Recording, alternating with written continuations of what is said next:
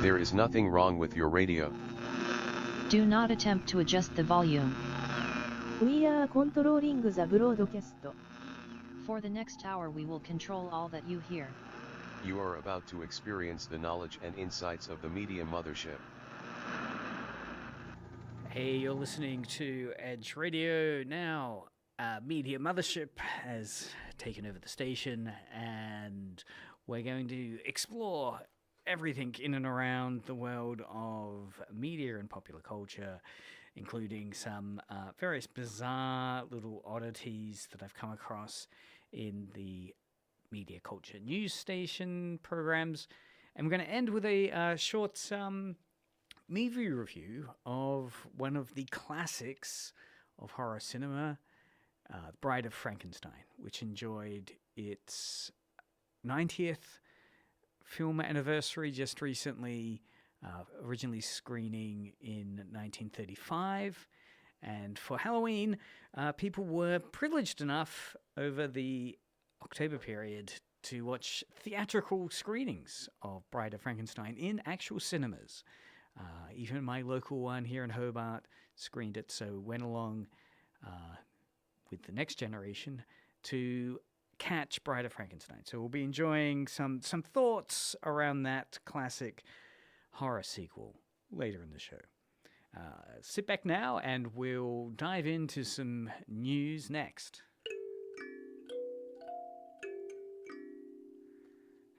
All right, yeah, the Kalimba's back.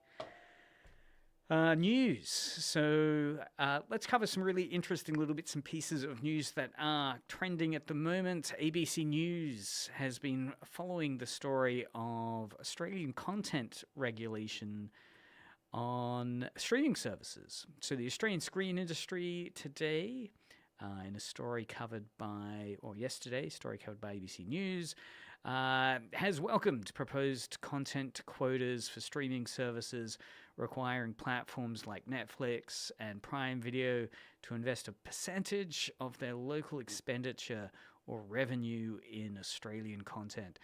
Industry leaders, including actor Rhys Molden and screen producer Australia CEO Matthew Dina, praised the move as a significant step forward, though some advocates for higher quotas, such as 20 or even 25%. Concerns remain about ensuring Australian content is discoverable and not overshadowed by algorithms, while streaming services have expressed reservations about the potential impact on production costs. The legislation aims to support local storytelling and address a decline in investment in Australian film and television. Look, and of course, content quotas have always existed in Australian media creation, certainly way back with analog free-to-air television. There are requirements. So the proposed plan that streaming services would be required to spend at least 10% of local expenditure or 7.5% of local revenue on Australian content has been something long called for by the local screen industries. It'd be interesting to see how it translates. I mean, fantastic in terms of hopefully generating revenue back into the system.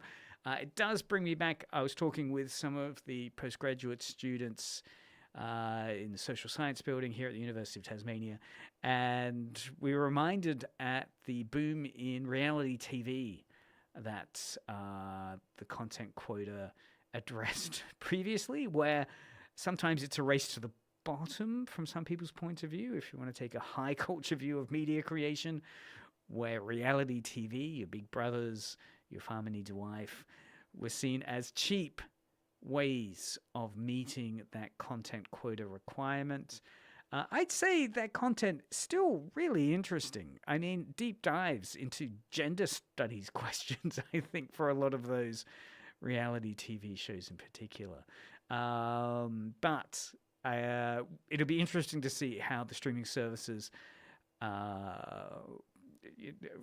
juggle that and try and min-max it, I'm assuming, in the way that they will probably still profit incredibly from.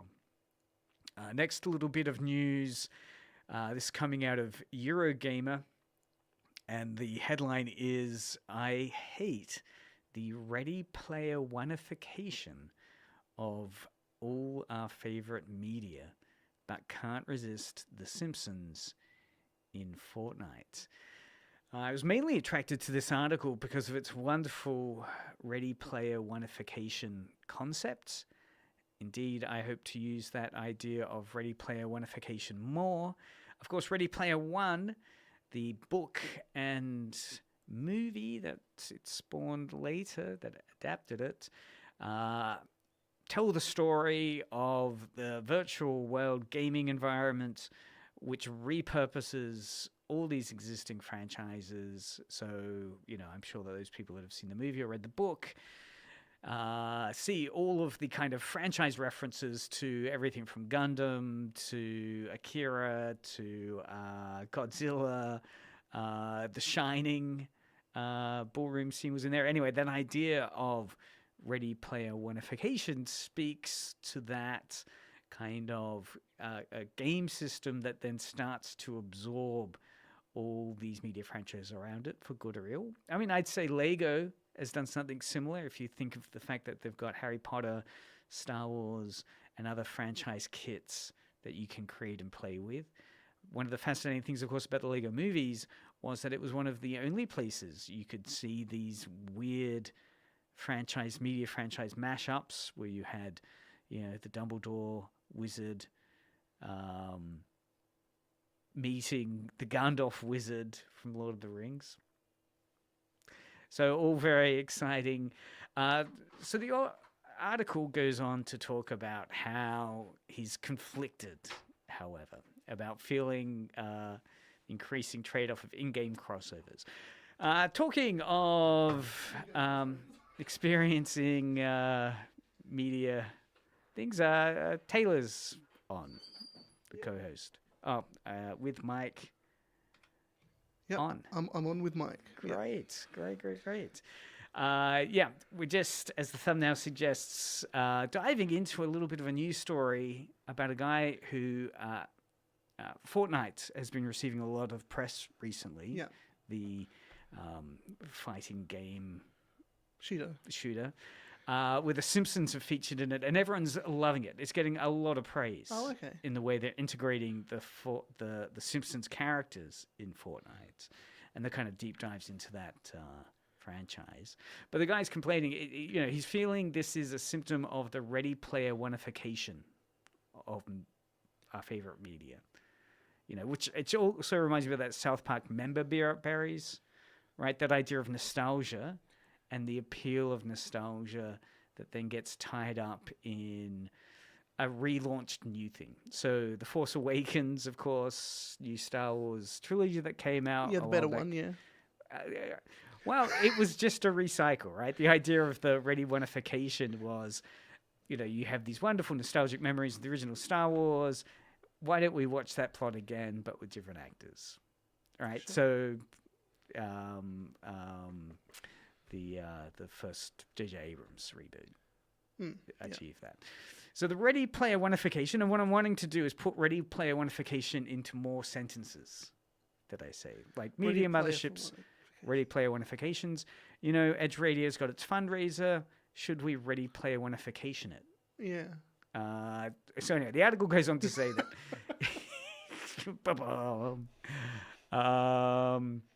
there's an increasing trend of in-game crossovers, and he particularly criticizes in this Eurogamer article the commercialization of media through games like Call of Duty, because I know there's been various celebrities which have had their likeness, put in Call of Duty. Final Fantasy Brave Exvius. Yeah. Which I've not caught up on the controversy of. Hey, there's no point getting into Brave Exvius because I used to be an avid Brave Exvius player.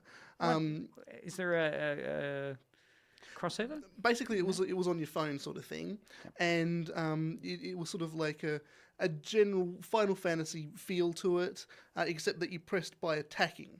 you pressed a button and it attacked, and you had like 6 characters, and so you had to press them in certain orders with different abilities in order to get a larger chain, more damage, that sort of thing.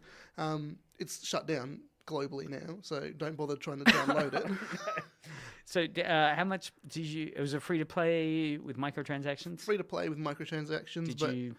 No, because if you just play through the storyline, you get crystals that you could use to then, gacha up the characters. Yep. And I remember seeing...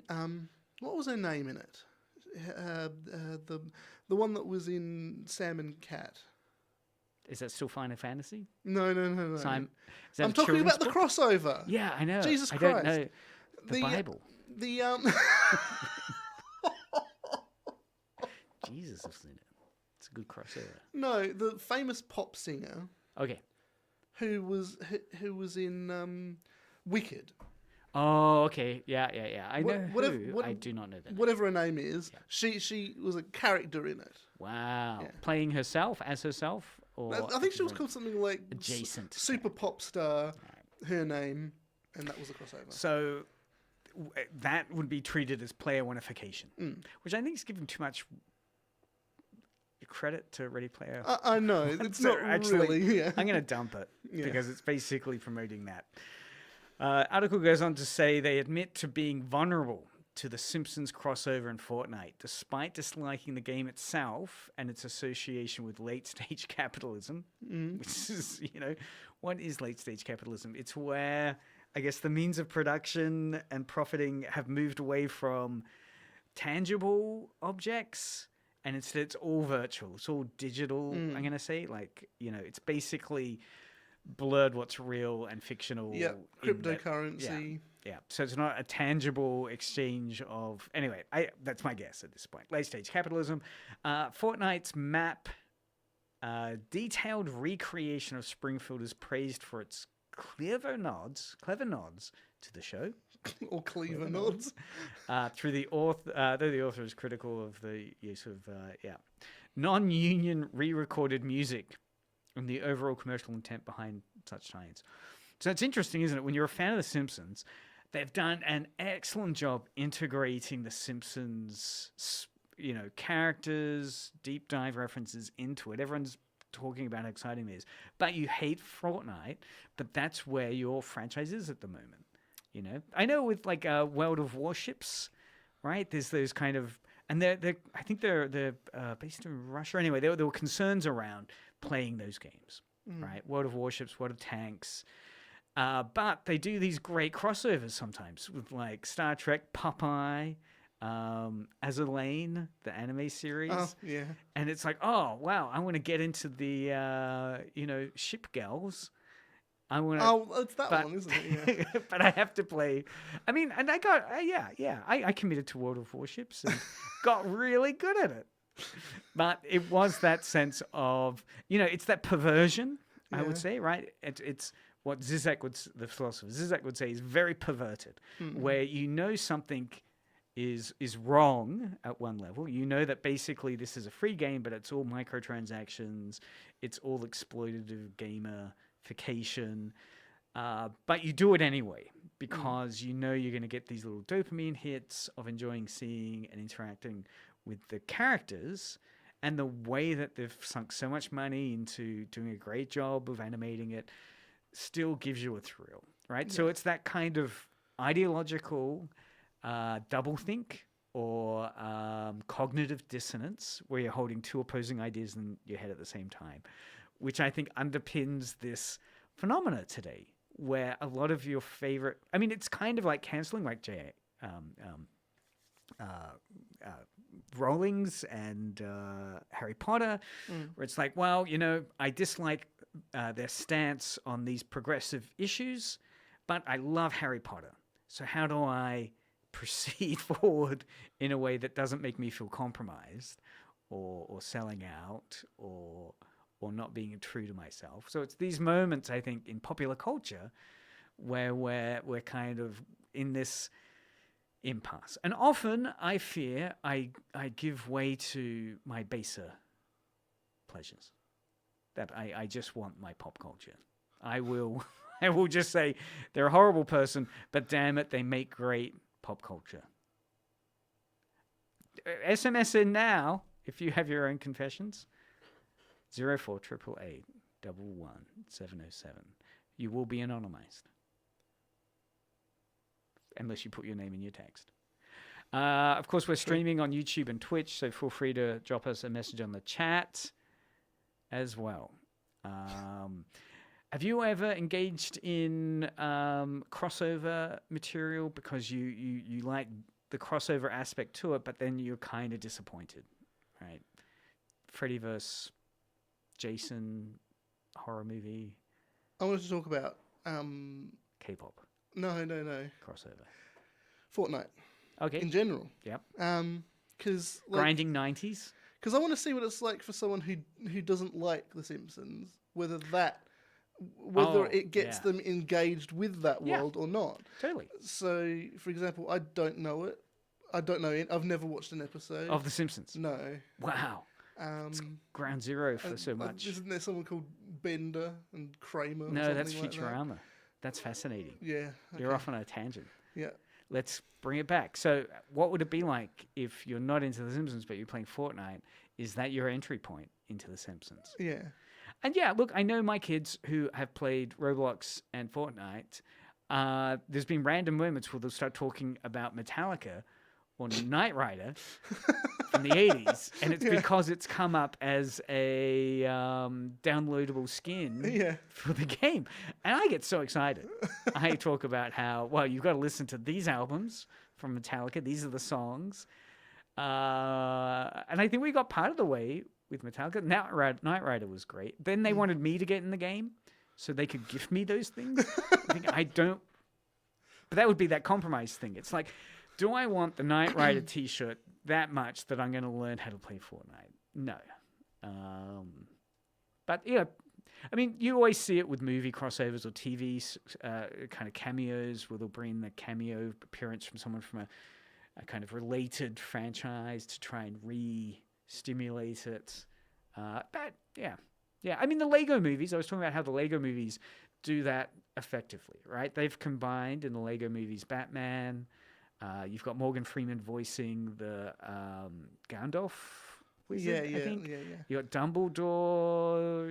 You Lego, because of its ability to have owned various IPs, can create these incredibly bizarre alter world crossover experiences.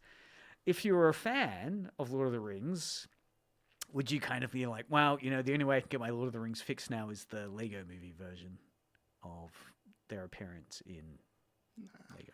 No. But Fortnite, I mean, this is what people are saying about Fortnite. It's interesting that Simpsons is...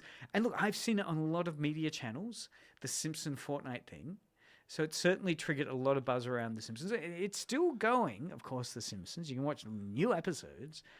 But this Fortnite thing is the one that's really caused people to say, oh, wow. Yeah, this is really good. So the Fortnite map is the map of The Simpsons? Yes. Okay. And the couch is there. I've not played it, so SMS in now, 0488 11707 if you're on The Simpsons couch in Fortnite. Grinding 90s. Goating. Being a sweat. As my daughter would say. I talk the talk. It's quite funny because every time I play laser tag, there's always like, you know, I'm quite good at it. And there's always these sort of like 13, 14, 15-year-old boys who are there. And they're like, there's the sweat! Get him!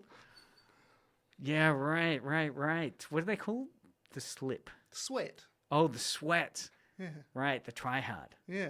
That's what they call you. I'm not try-hard. I'm just good at the game. Laser tag, yeah. Look, and... yeah, I mean, there should be some crossover gamification of laser tag where there's like a... Isn't that just war? Alien? No, I'm thinking movies that have, you know, you have the alien... Someone dresses up as an alien xenomorph. Actually, I will tell you, I did buy something, and I did buy DLC for a game because it had Lord of the Rings stuff in it. Oh, okay, yes. This was 2 days ago. Fresh. The game was Maestro. Okay, I'm not familiar with Maestro. Maestro is a VR game that you play on Quest, and you are the conductor of an orchestra, Right. And the particular song that I wanted to conduct was the battle of the underground cavern of Khazad-dûm. Good choice. So yeah, People are I listening. spent $15 on that. Yeah, well, it's reminding me. I mean, Rock Band and all those peripheral guitar games. Yeah. That had me buying. Like the Beatles one, I totally rocked out to. Got the drum kit kind of set up and 2 guitars. Love it. And that totally got me into back catalogs of various musicians. Yeah. And that's a kind of crossover. And I know there were some artists that didn't do Rock Band and Guitar Hero for similar reasons. Top comments is one thing that puzzles me. Why does none of the Duff beer branded stuff actually say Duff? They use some weird replacement like Slurp on the blimp. On the lamp above the pool tables at Moe's. Does someone else have the IP to Duff? I don't think they do. I reckon they just want to make it more, what's it called? Fortnite themed. Because in Fortnite, their drink brand is called Slurp, isn't it? So. Someone else has said, my guess would be it's because, it's aimed at kids and they're not going to be selling beer. But Simpsons is aimed at kids, right? I mean, it's a family show. It's not aimed at kids. families. Not really. Who do you think? Well, it was always built for adults. That's what it was made for. No, I think Bart was deliberately created as that. Matt Groening said for the first adults. Yeah, I mean it's not kids. I mean it's family. I'd say it's family entertainment, and that was a political problem. No. I think it was adults entertainment, and they could see the way that their kids were acting through that, and that would have been funny. Yeah, I mean it's certainly not exclusive to kids. It's not kid related at all. Okay. Article 2. Oh, we've got this back. Lovely. Kalimbo. Next article, Eurogamer. Open world spy games don't work. That's why Rockstar abandoned PlayStation exclusive spy game Agent. Open world spy game. Open world spy games. There are successful spy games. Well, spy adjacent games. GoldenEye from Nintendo 64 is considered the high watermark of first person shooters, and it's a James Bond. It's not a spy game though, is it? I mean, it involves James Bond who is a spy, but he's not performing spyness. He's performing first-person shooterness. Yeah. Anyway, so it was an interview with Rockstar Games, and they said they back in the day abandoned a PlayStation exclusive spy game called Agent. And they say it never materialized because they felt there was inherent difficulty in creating a successful open-world spy game. How about instead of doing this, work on, what's it called? GTA 6. Yeah. Instead of trying all these things out. That's what they should have been doing. I don't know. I think this was early in Rockstar. Well, they could have been working on GTA 5. You are such a toxic fan. Anyway, according to co-founder Dan Hauser, the challenge lies in the nature of spy stories, which are fast-paced and mission-driven, conflicting with the open-world gameplay that thrives on free exploration and lack of structure. Roxarinen's in the chat. Hey, Roxarinen. Yeah, the problem with that is that you can't really make these ephemeral sort of activities that you can do with the other things. Like you'd be able to, like, if you were playing on a thief mission, you could see like a window was open and go in there and do stuff like that. Yeah, I mean, you'd constantly be frustrated you can't do other things. Yeah, it would work as a mini mission, right? A kind of stealth action type of Metal Gear Solid vibe spy thing. But yeah, I would agree. I mean, people find open world games frustrating enough in terms of not letting them do everything they want to do, let alone trying to put a little bit more on a railroad to say, no, you have to do it. Because I imagine a lot of it would be stealth missions where, like Metal Gear Solid, you're wanting to not set off alerts. Yeah. It doesn't lend itself to open world, does it? Because it's too focused. I mean, they tried. They say, despite multiple iterations and concepts, including settings in the 1970s and modern-day scenarios, Rockstar concluded that the genre doesn't translate well into an open-world format. The only way that would work is if that you were like an alien, or you were the enemy in and everyone in the city was like an agent, and you had to spy on everything that everyone in the city was doing. That's the only way that it could really work. Because if like Red Dead Redemption or Grand Theft Auto, would that still? Because I guess the thing with Red Dead Redemption, Grand Theft Auto, you can redefine your character. Right, you can do these weird side quests where you're just an airplane pilot or something, or flying, or you can tie someone up and then throw them off a cliff. That's what I've done in Red Dead. So this was their attempt to do this agent game. So the game was initially developed as a demo for Grand Theft Auto 4 and had plans for a more linear experience, but was ultimately abandoned in 2018. Yeah. All right. So that's not too long ago. Yep. So they created COVID, didn't they? Next story, continuing on from that Grand Theft Auto discussion, headline from the Eurogame article here is, why did Grand Theft Auto never return to London as a setting? Do you have any guesses as why they never went back to London as a setting for Grand Theft Auto? Where was one that was? What was the last one that was? So it says, in 1997, an expansion pack was released for the original Grand Theft Auto.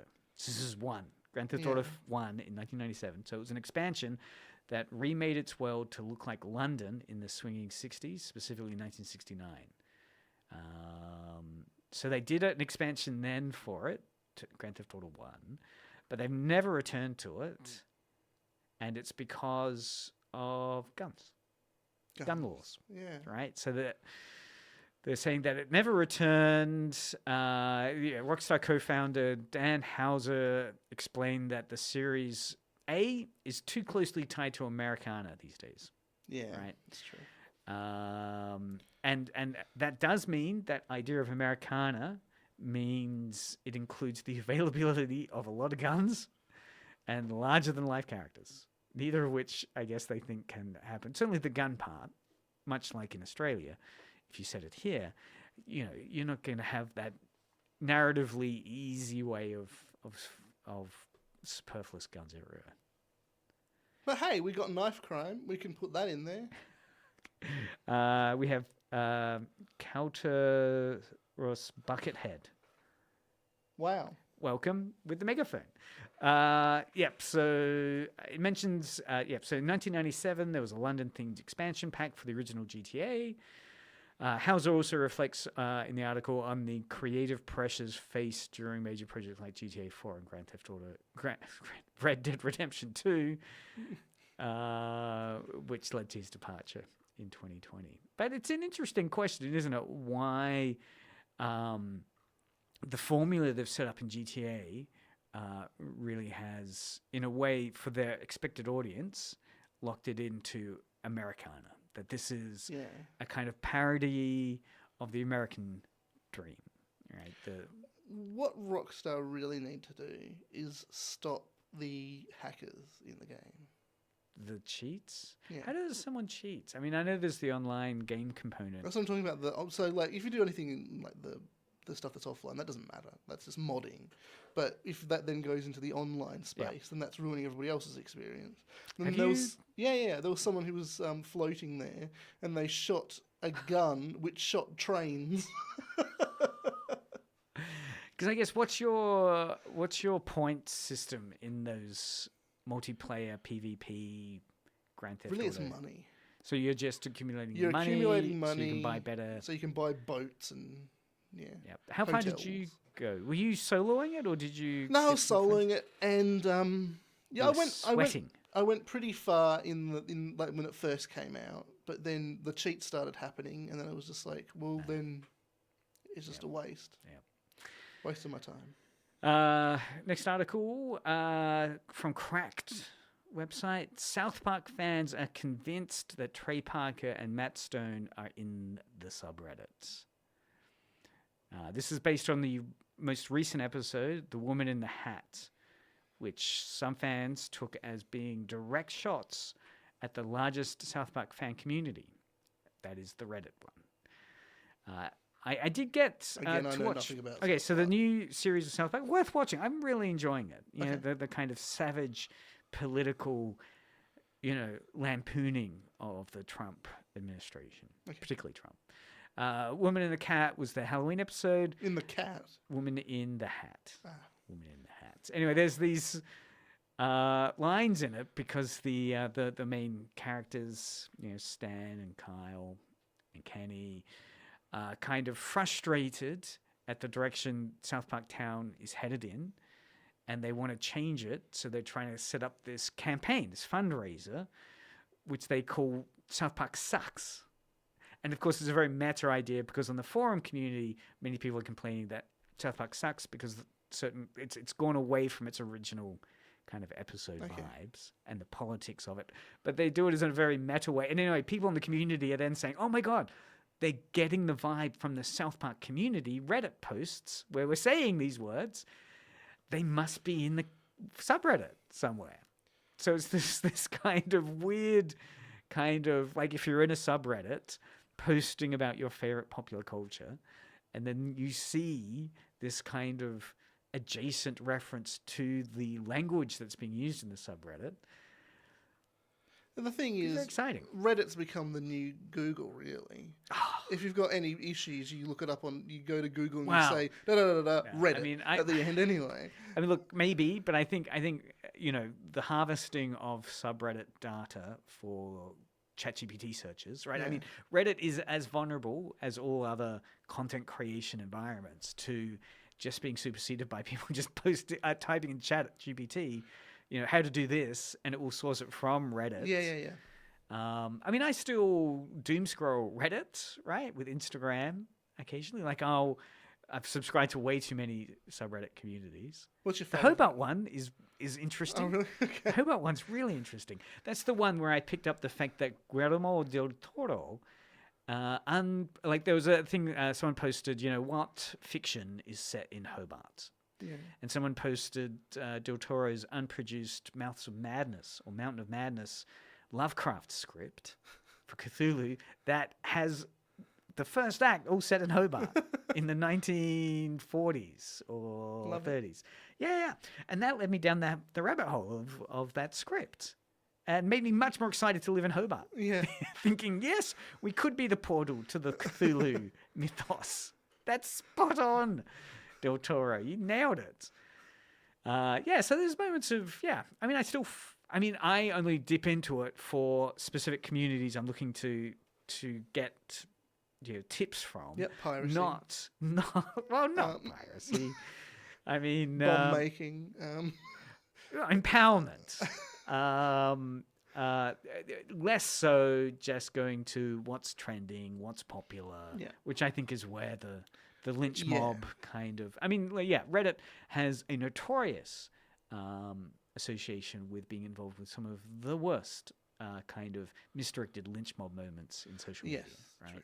The kind of Boston bombing case, I think, where Reddit mobilized around people they thought the bomber was based on misidentifying the backpack that was circulating around police reports. Anyway, it's fascinating to look into. So there you go, South Park fans thinking that the creators are on there. I mean, I go to the Media Mothership Discord all the time. Yeah, so do I. I don't post anything. Feel free to create a Reddit community, Rox Renan. About Media Mothership. Okay, weird article next Okay. from Kotaku. This is my slightly off-color discussion. Yep. Oh, God, okay. I don't need to do a language warning. It's just an odd one. Yeah, language warning. The following content might trouble some people, so feel free to not listen in. Might trouble some people who have this. Kotaku reports on controversy about mocking small penises. The crab hand conspiracy has become quite popular online in South Korea. Oh, yeah. There we go. K-pop. I hadn't come across crab hand. Yeah. All right, so basically the article is talking about how a South Korean game studio behind a popular online game called Goddess of Victory, Nike, Nikke. Yeah. They had to address the controversy surrounding an artwork that some claimed mocked men with small penises through a crab hand gesture. Yeah. So basically, if you look at the image, and again, it's posted up there on the thing. So yeah, there you go.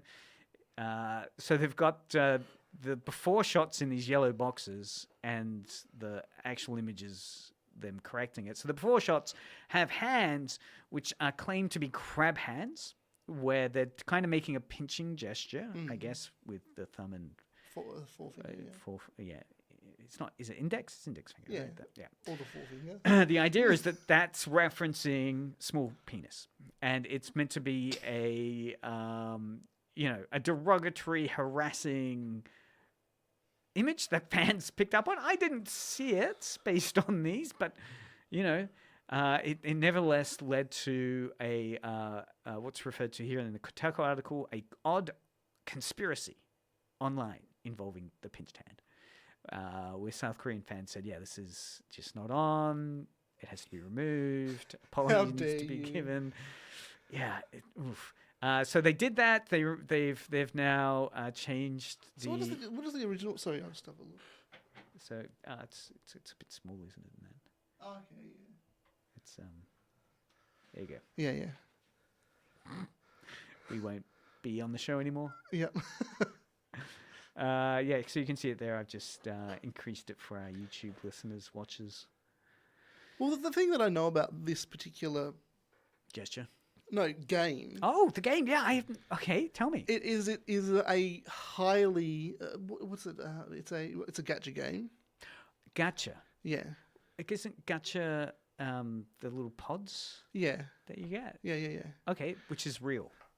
Yeah. No, but these gacha games are ones where you input a currency. It could be real currency or in-game currency. You get a random character out. It's a mystery box. A mystery box is gacha. Yeah, That's why I know gacha, about this is because box. I love gacha games and I've got all of them. Oh, great! But this particular one is very, very. I don't know how to describe it. Pleasant? No, it's very overtly capitalist. No. Late capitalist. No. Revealing. Oh, right. So it's got a lot of sexualized content. Wow. Yeah. So that would that right. gesture. So the would idea of definitely sexualized content. So you're already kind of in a space which is all about objectifying bodies. It's interesting, isn't it? Because yes, the female form here, you could say it's rather hypocritical. The female form is hyper objectified and hyper sexualized, and that. Oh, some people might criticize it as being an overreaction or a conspiracy, as Kotaku article suggests. That somehow they're being mocked by these overly sexualized women as having, as the I guess predominantly male audience has small penises. Wow. I mean, wouldn't that be great if that was the case? If they were just trolling their own community, they were just was so upset by the flagrant sexism. That they said, well, you guys will have small penises then. It's a bold move. Bold. For advertisers. Wow. So this is a gacha game. Yeah, game. I'd love to interview you about gacha games. Sure. My favourite was Final Fantasy Brave Exvius, but that's gone now. Because it is huge in Japan, the physical gacha machines and the mystery box. That's what they're called, right? The Labubu. Mystery box, blind box, all called different things. That's got to be like capitalism, I reckon, right? That kind of like you're just chasing the desire of feeling consumerist, right? It's like, yeah. Anyway, I love mystery boxes because they're gambling. That's the whole thing. You either get the common, you get the rare, you get the super rare, you get the legendary. That's what I like about it. And instead, all of the games in today's world has gone on to these stupid what's it called? Like passes, monthly passes, things like that. Battle passes and things like that. That's returning us to Fortnite. And so now there's battle passes in every single game. I can't keep up with any of them, and so I don't get any of the content. We should do a Media Mothership battle pass. Media Mothership battle pass gives you access. What's the final tier? Come on the show. Come on the show. Do our content. Anyway, we'll workshop that. SMS in or post us on the chat if you have Battle Pass ideas for Media Mothership. But yeah, no, I want to deep dive into that. I want to take a cultural studies approach to you. Cool. Last story, I think, because I don't know, might not have time for the movie review. No one is taking the books away. No one is taking the video games away. The Witcher showrunner responds to backlash to Netflix show. Bum, bum, bum. So this has been huge the last few days. There is so much criticism. I've not seen the new Witcher, right? So huge are we fan talking about of the Henry TV show? Cavill. That's right. Yeah. Yeah. So Henry Cavill, I guess, became synonymous with The Witcher's success. Yep. And now he's stepped away from The Witcher. The Witcher, of course, popular fantasy series. What is it? Serbian author, Eastern European author, Polish. I think. Polish, Sorry. yeah. Apologies to Witcher fans. Successful book, successful game series, now successful Netflix series. Cavill walks away. They've recast this main role with Liam Hemsworth. Oh Christ! That's a downgrade. I'm sorry. Well, so yeah, everyone's saying Rotten Tomatoes score of like 5 or something. Yeah. So obviously been copping a lot of flack, and so this article on IGN's talking about how the Netflix series, they're trying to defend it. They're trying to damage control it by saying it's The Witcher is still a very exciting space for books and video games. That's still there for you to enjoy. This is just our thing for the TV show. You don't need what you feel is lacking from the TV show that's in the video game and book to be there. That's just silly because that's just the whole Star Wars argument again. It is toxic, I think. So you've got the Star Wars series, and then you've got the new ones. Most people hate them, and then you've got the one which is Solo, which everybody hated. Yeah, look, and I'm really not precious about seeing people take game or franchise or IP property in a completely left field direction. It can be sometimes really exciting. I'm precious about it. Lord of the Rings and Rings of Power, worst thing I've ever seen. I think there'd be some redeeming content in there, though. No. Because it's the way they shot it.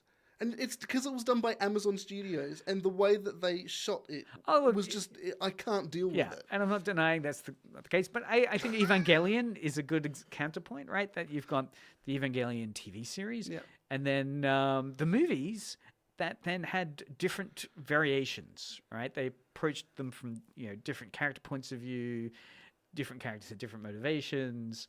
So I found that to be a really healthy change. I didn't mind The Last Jedi, Rian Johnson's second in the new Star Wars trilogy, where basically, and again, I read this online thing saying, you got to understand this as not being Joseph Campbell's The Hero Quest story, where you have at the end of the hero's journey, gets the boon of knowledge and returns home with the boon of knowledge, and it's a happy ending for all. It's more of a Jungian hero's quest, where it's not about things ending in a happy third act. It's a dark tea time of the soul. It's everything comes to an end. So I'm looking into Jungian hero narrative. Okay. Rather than Campbellian hero narratives. We'll try it in Media Mothership. So anyway, the showrunner Lauren Schmidt-Hissrich defends the show's creative choices, emphasizing that it is a separate version of the story and not meant to replace the books or games.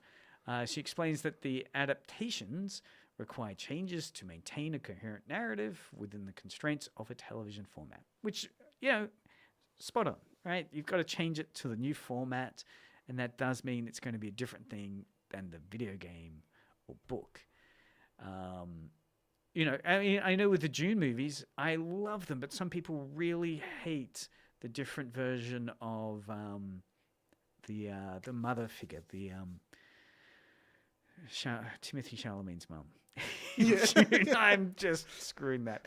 The Bezeret Jane. Oh, anyway, but who she is in that is very different from how she's portrayed in the book. Yeah. There's a whole set where the adaptation fixes actual problems. I hate the movies because it's just too much sand. Boom. Is that your joke? No, like it's just too You're much. not a sand person? No. You wouldn't have. You're very much in Anakin Skywalker's. Nope, I kind was of, born in hate sand. Tasmania. I need to be surrounded by water. Yeah. Well, there's beach between land and sea often, True. which is sandy. Yeah. Anyway, Schmidt-Hirsch also confirmed that The Witcher Season 5 will be the final season, after which she's planning to step back from the project. So at the moment, it's Season 4. So she's saying, well, screw you guys, we're still doing the next season anyway. But then she'll step down. So, actually, last story. This one's really interesting. From Automaton website. Headline is obsolete part of anime history brought to light through unusual detail on Neon Genesis Evangelion's painstakingly handcrafted cells. A subtitle is A Deep Dive into Anime History and the Unusual Connections Between the End of Evangelion and Crayon Shin-Chan. Crayon Shin-Chan. You familiar with Crayon Shin-Chan? No. Okay. Yeah, it's a really interesting case of pretty much one of the biggest anime properties in Japan, which is Neon Genesis. Is that what no, which is Crayon Shin-Chan. Oh, right. Right, Crayon Shin-Chan, much like The Simpsons was a kind of, well, actually it's more kid-oriented, a television anime show that you'd watch on TV, still going now, movies every year or two. He's a misbehaving kind of preschooler or kindy, and never trained. So like Dennis the Menace. Well, Dennis the Menace, big throughout Asia and Japan, but never successfully exported, certainly to English-speaking countries. Right, so much like Sazai-san, like there's a whole series of where you think, I get anime, and I know all the big anime, like Neon Genesis, Evangelion, One Piece, and so forth, and you hit Japan, and it's like, what is this Crayon Shin-Chan character? So Shin-Chan, so background is really successful, slice of life anime, right? Funny boy, kind of Dennis the Menace character. There's a weird crossover, with Evangelion. So the article goes on to talk about how they made this unusual discovery as they were producing a history kind of doco on Neon Genesis Evangelion.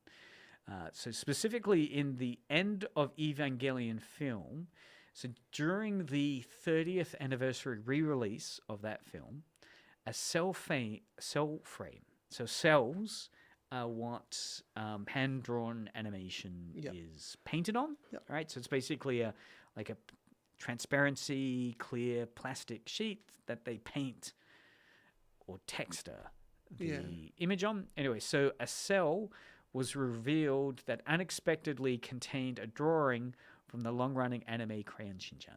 So they're going through these cells at Neon Genesis cells. Of course, you'd imagine the movie would be full of Neon Genesis cells. Then for some reason, there's a single cell shot, so X point seconds. Yeah. That's a different anime entirely. Crayon Shin-Chan. Yeah. So anyway, it led to all this speculation. What the hell is this cell doing in the Evangelion movie? Yeah. So there was speculation about how such. So the thing is, this a collaboration, a weird kind of in-joke between the two studios. So there was speculation around how this could have ever happened between two completely unrelated shows. Or subliminal advertising. Yeah, subliminal, like